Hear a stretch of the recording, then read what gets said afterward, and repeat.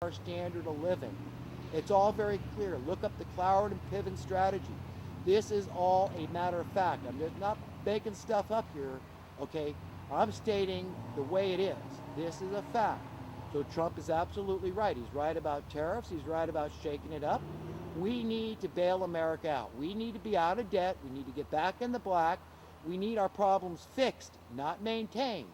And if you see all these jobs suddenly become irrelevant because people in the prison industry don't need to be there, because crime starts plummeting, because everybody's becoming prosperous and free, safe and secure, okay, liberated, then that's too bad. You know, remember, it's good for you if everybody is in the have, because that means you don't have anything to worry about. You're never going to be desperately poor either if everybody's got at least a roof over their heads.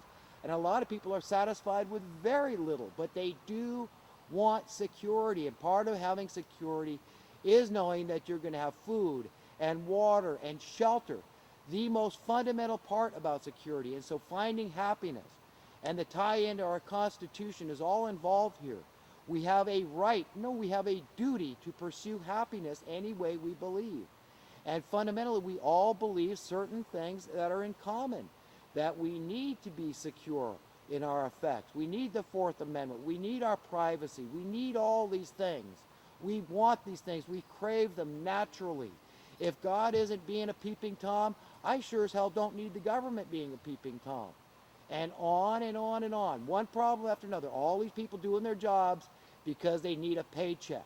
I mean, who in their right minds wants to know what somebody else is doing on their computer if it's just a sin, okay? I mean, if it's, you know, death threats and stuff like that, they're posting on Facebook, and these things are the things that are getting through the cracks, but yet they want to spy on people that are doing innocuous things just to be nosy. I mean, you got to be a little sick and twisted to do that if it isn't for the money. So everybody's becoming, they're getting cultured into this slowly, gradually, assuming, well, this is the way it is. And I've assumed for years and years, ever since I got on the internet, that every stroke of the keypad was known. Everybody knew it. I mean, you get the advertisements come in whenever you look up a certain thing, you know that you're being spied on. Even if it is just by these automated, you know, methods they use, it's still creepy, okay? I don't want to be spied on. I don't spy on anybody. I don't have any inkling to want to know what you're doing on your computer. That's your business between you, your conscience, and God. That's it. Okay, so there's all these other issues that I rarely even talk about that issue, but it is important. I get it. I do get it.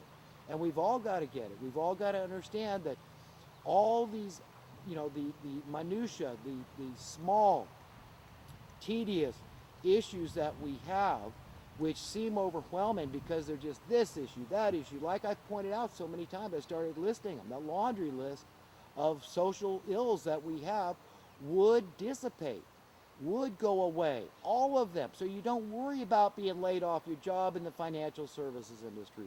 Nobody worries about a damn thing. That's it. That's it. If the work week is 5 hours, the work week is 5 hours, but everybody's still secure and prosperous. And your currency's going up in worth, so you don't even care anymore about it's worth so much. You got $2 in your pocket, you're walking around $2 million. You understand how this thing could work. And it's not like we got to go get busy. And well, if that was the case, man, we need a lot more yachts and jets, and we need a lot more houses all over the world, automobiles and things that people want. No, it's already there. That's the funny thing about it. This is how these people get away with it. They do it right in our faces. You can't see the forest for the trees because it's just, it's too unfathomable. You can't believe the degree of diabolical nature these people inflict on us, okay? That's all they have. They're cunning, they're baffling, and they're madmen. Basically, they don't have an answer because they're always going to be miserable. You can look at them, they can smile and feign it, they think they're happy, but their hearts are evil. If their hearts are evil, it's only a pseudo-happiness. It's not true, real happiness, because that's a gift from on high. Only God can endow that on you. And when you see that the fruits that come out of their mouths are rotten, when you see they're offering humanity nothing but more of the same, more of this evil nonsense that they are inflicting on us, then you know their fruits are rotten. They stink to high heaven, so you call a spade a spade.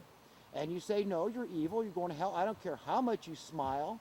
I don't care how happy you imagine you are, you're miserable and you're on your way to hell.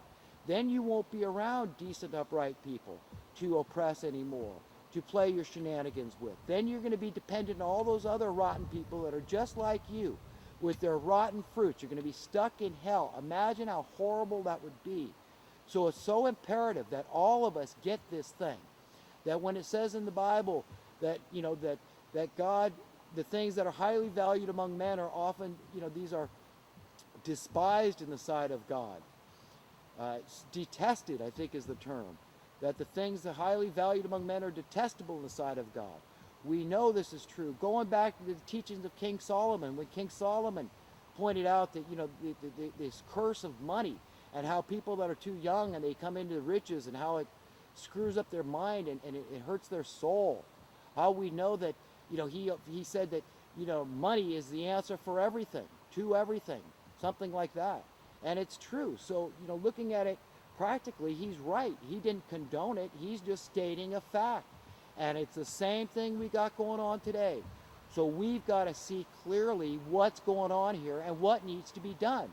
So instead of being at each other's throats, making you think that, oh, your values and your views are so different, you Bernie Sanders supporters or Trump supporters. No. Say, nonsense, devil, Satan, get thee hence behind me. No, you know what? I'm going to look at the commonalities here, and I'm going to say, I know what it takes, and the way we're going to extricate ourselves is one person understanding, and it spreads to another person and another, and it's through sound currency. Talk about sound currency.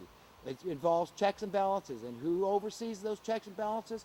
We, the people, oversee it. We say, no, you're not going to increase the price on this because it's not justified. It's market manipulation, and it goes to a special interest group. They're the ones that are rigging and fixing the prices because they're a group, a select group that's going to benefit.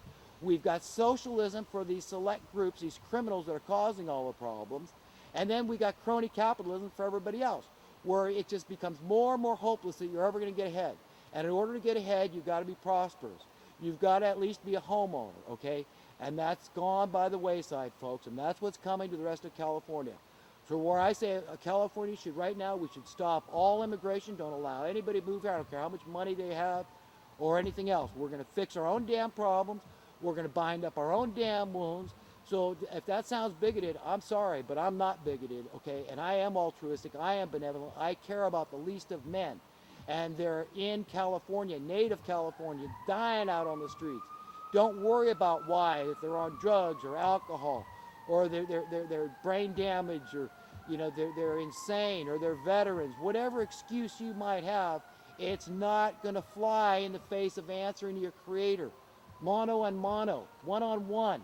We're all going to stand before our owner, before our God, and we're going to answer for our belief system. Beliefs are very powerful because out of the beliefs that we harbor in our heart and our soul, they come out our mouths, and then we act on those things.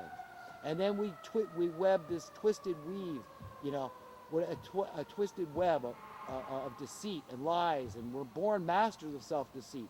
So in order to really understand this thing, we've got to confess and admit our own shortcomings, our own propensity to be deceived. And yes, I'm admitting I am capable of being deceived. It just means somebody lied to me and I believe the lie. That's it. Is Donald Trump really going to end homelessness? I know he has the power to do it. I pointed out a dozen ways how he could do it overnight like that. Okay? It'd be easy. It'd be easy to make the Federal Reserve give the people sound currency, and everything that gets approved by we the people. We get to decide our own financial destiny. If we decide we all want to be prosperous and set a shining light example for the rest of the earth, then so be it. Okay? The only arena we've ever made any progress, it seems like, is in the environment. That's great. I'm all for being a good steward of the earth. Even the Bible says we should be good stewards of the earth. So release the clean energy technology and all the patents that are sitting there on the shelves, because it's all about the money, right? Well, if we could just have enough money and we could release the free energy patents, we could have automobiles driving on hydrogen on demand, and we wouldn't worry about, understand the oil companies, right? Solve a problem, there you go. A special interest group, all the people that have stocks and bonds and shares in the oil companies, okay, and all the minions and lackeys working therein, okay, they'd be out of work. Do you think they like that? But again, if we just had sound currency, we wouldn't have to worry about these things. If we had a logical society But we don't. We've got a highly illogical, unreasonable, insane society. So what do we expect from the average citizen? The average person out there is spewing all this divisive rhetoric. But we're really very close to being the same. And if we understand the issue, we understand all of our problems, all the things that the devout liberals hate, all the things that the devout conservatives hate, all those things go away over time. This is God's will for us. God's will is not hidden. I'm not a seer. I'm not a prophet. I don't need to be. It's all written clear in black and white and red in the Bible. And it tells us how it is, the way God sees things, the way He wants us to see things, where He wants us to go from here, what is progress as defined by God, what is valuable, and who determines that? He determines that. And if we're not on the same page with Him in terms of what is the most valuable and what are real treasures, okay, then we're going to a different place. It's that simple. We need to spend time every day contemplating these things, these deeper, more profound issues. All of us need to consider. Consider the relevance in your eternal salvation. Where you're going from here, that's it. And trying your best to make it a better world. That way your